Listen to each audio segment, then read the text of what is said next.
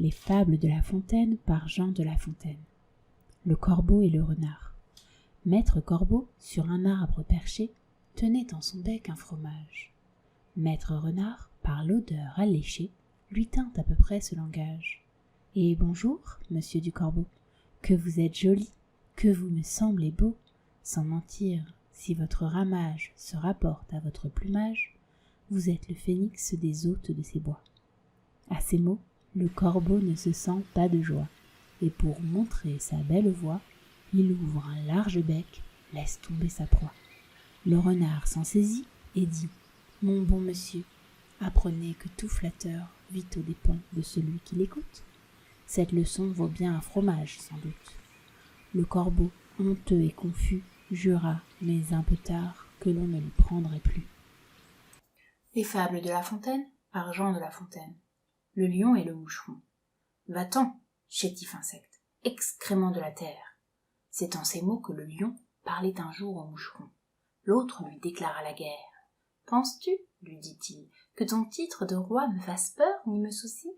Un bœuf est plus puissant que toi, je le mène à ma fantaisie. À peine il achevait ces mots, que lui-même il sonna la charge, fut la trompette et le héros. Dans l'abord il se met au large, lui prend son temps, fond sur le cou du lion qu'il rend presque fou. Le quadrupède écume et son œil étincelle. Il rugit, on se cache, on tremble à l'environ. Et cette alarme universelle est l'ouvrage d'un moucheron. Un avorton de mouches en 100 lieues le harcèle. Tantôt pique l'échine et tantôt le museau. Tantôt entre au fond du naseau. La rage alors se trouve à son faîte monter. L'invisible ennemi triomphe et rit de voir qu'il n'ait griffe ni dents en la bête irritée, qui de la mettre en sang lui fasse son devoir. Le malheureux lion se déchire lui-même, fait résonner sa queue à l'entour de ses flancs, bat l'air qui n'en peut mais, et sa fureur extrême, la fatigue là-bas, le voilà sur les dents. L'insecte du combat se retire avec gloire.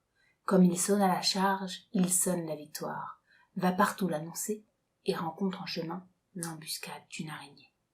Il y rencontre aussi sa fin. Quelque chose par là nous peut être enseigné? J'en vois deux, dont l'une est qu'entre nos ennemis, les plus à craindre sont souvent les plus petits. L'autre, qu'au grand péril tel a pu se soustraire, qui périt pour la moindre affaire.